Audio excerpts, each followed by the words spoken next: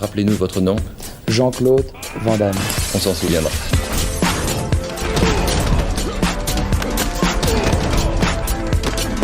Van Damme Express.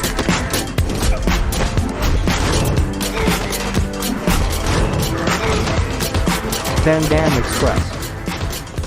Bonjour tout le monde, vous écoutez Van Damme Express, le podcast qui regarde tous les films de Jean-Claude Van Damme et qui en parle en 5 minutes. Aujourd'hui, j'ai regardé Légionnaire, un film de Peter MacDonald, sorti en 1998. Alors 98, c'est l'époque où Van Damme joue dans beaucoup de productions. On a eu à peu près 4-5 films en moins de 3 ans. Il sort de Piège à Hong Kong, de Double Team, dont on a déjà parlé sur ce podcast, et de Risque Maximum. L'idée d'origine de Van Damme, c'est de faire une comédie. On verra que c'est pas du tout le cas.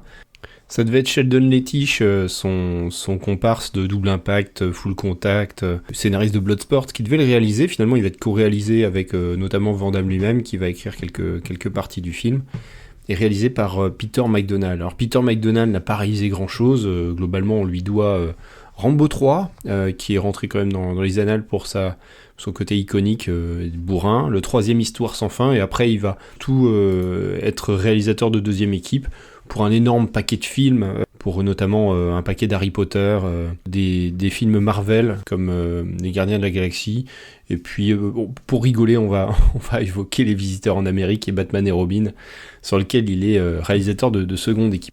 Au casting, on peut noter Steven Berkoff, qui va jouer le méchant sergent Steinkampf.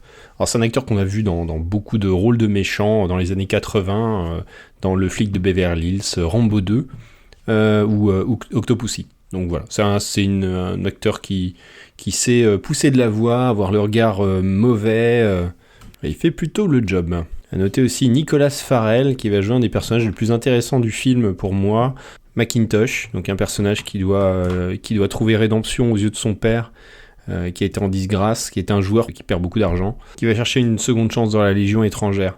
Alors le film raconte les péripéties de Alain Lefebvre, joué par Van Damme, qui est un boxeur renommé à Marseille. Il accepte la proposition d'un...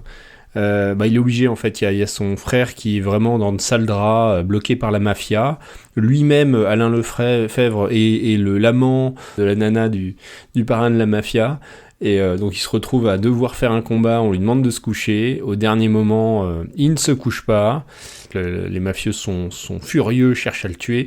Lui, il a prévu le même jour de se barrer avec sa femme.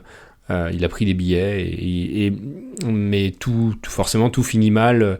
Le frère du mafieux est assassiné, son propre frère est assassiné.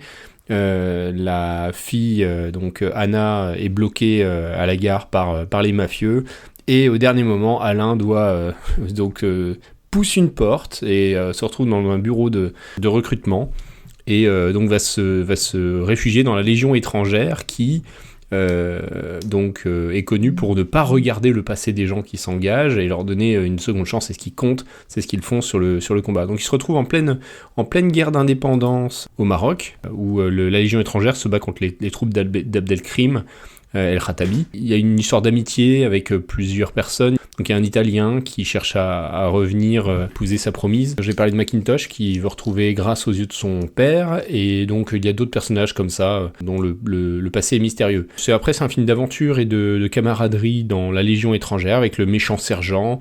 Et le gros problème, c'est qu'on a un film extrêmement classique. Il y a un petit peu d'humour, il y a des personnages qui sont un peu pétillant, c'est sympathique à suivre, mais c'est très très très très classique. Ensuite, les gars sont formés, c'est que des nouvelles recrues, et on les envoie parce que l'armée française a subi une grosse déroute et il faut aller contre-attaquer. Donc forcément, ils sont attaqués sur le trajet par les troupes d'Abdelkrim. Chacun se révèle pendant le combat. Il y a un twist, c'est que pendant la formation, le personnage de Van Damme, Alain Lefebvre, est photographié pour faire une promotion à la Légion étrangère, et du coup les mafieux à Marseille voient sa photo et envoient 2 tueurs à ses trousses, donc dont le boxeur qu'il a battu pendant le combat du début du film. On les retrouve s'engager dans la Légion et au milieu du conflit avec Van Damme. Et le film finit sur une attaque de Fortin, Abdelkrim, qui prend d'assaut le Fortin, défendu par les troupes de la Légion étrangère. La Légion étrangère se fait quand même ramasser petit à petit avec cette espèce de conflit avec l'assassin qui va petit à petit apprendre à comprendre ce qui se passe. Il y a aussi le personnage de Macintosh qui va être acheté par l'assassin, mais qui finalement va découvrir la valeur de l'amitié. C'est un film qui dure 1h30 et qui se regarde assez facilement. Les hommes du Rif peuvent aller aussi vite que le vent, décapiter un homme et, sans s'arrêter, ils peuvent embrocher sa tête au bout de leur sabre, telle une olive sur un petit cure-dent. Ils ne vivent que pour avoir l'honneur de mourir au combat. Abdelkrim, leur chef, est très intelligent et fourbe. Il a réuni les tribus berbères en une unité de combat plus performante que tout ce que vous avez pu voir dans votre vie. Avec une telle arme, ils ont décimé jusqu'ici plus de 15 000 de nos hommes. Tu as l'intention de tuer de l'arabe, mon garçon? Oui, sergent-chef. Je veux en tuer des milliers. Des milliers? Si tu en as un, ce sera déjà un miracle. On dit que Dieu nous a fait à son image, il avait bu quand il t'a fait. Oui, sergent-chef. Dressez-vous, vous êtes des hommes, pas des chiens. Je t'ai dit de te tenir droit, faut avoir l'air d'un homme. Je croyais avoir laissé ces conneries derrière moi aux États-Unis. Où est-ce que tu te crois, négro? Ici, on ne parle que quand on a l'autorisation. Est-ce que c'est clair? Pas ce soir, ma chère. Qu'est-ce qu'il y a? Tu n'aimes pas les filles? Ça n'a rien à voir, je suis britannique. Et une autre fois, peut-être, on verra. 20 pour nous deux? Tu dois oublier un détail important. Anne, elle va pas apprécier, je crois. T'as qu'à te dire que c'est un entraînement pour la lune de miel. Un quoi? Ah, pour tirer dans le mille, c'est ça? D'accord. Un bon entraînement, c'est primordial. D'accord, je viens, ouais, d'accord. Allez les filles, montrez-nous ce que vous savez faire dans ce pays.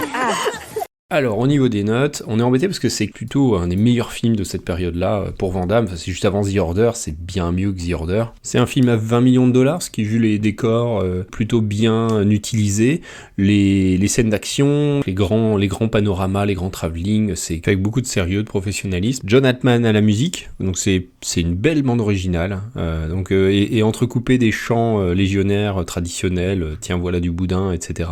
Mais c'est un peu plat, ça manque de souffle, ça manque d'émotion, c'est assez cliché dans les personnages, il n'y a rien qui en fait un grand film, c'est un film assez anecdotique, et c'est dommage parce que c'est une bonne prestation de Van Damme en acting, on le découvre touchant, avec une petite variété d'émotions, il a le charisme. Le regret que Van Damme n'ait pas trouvé un grand film à défendre sa carrière, à défendre ce qu'il a fait. C'est le gros souci de Jean-Claude, c'est qu'il a fait beaucoup de films moyens, et celui-là il est dedans, et il manque pas grand-chose, peut-être un vrai auteur qui le met dans son film et voilà, qui le fait un peu briller. Là c'est raté encore une fois. J'ai mis un 6. En note bagarre j'ai également mis 6. C'est pas un film d'arts martiaux. Les scènes d'action sont très correctes et vraiment bien filmées.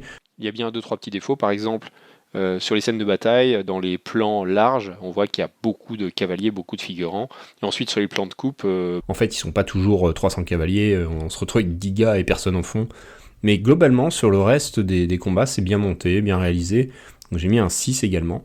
Petit bonus, JCVT de +1 comme je vous l'ai déjà dit, plutôt une prestation très convaincante de Van Damme, j'ai trouvé plutôt bon, il n'en fait pas trop, il est dans l'émotion juste. Il est investi comme toujours, et je l'ai trouvé plutôt en forme. Ce qui fait un total de 7, ça nous classe donc légionnaire, sous-répliquant, mais largement au-dessus donc un point au-dessus de double team. Voilà, je pense que c'est une juste place. Voilà pour légionnaire, on se retrouve très bientôt pour classer un nouveau film avec notre Jean-Claude préféré. Salut! Van Damme Express.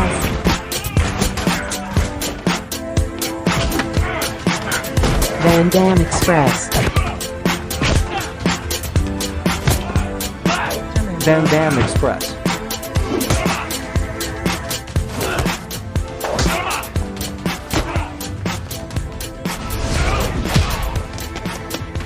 La route. Là où on va, on n'a pas besoin de route.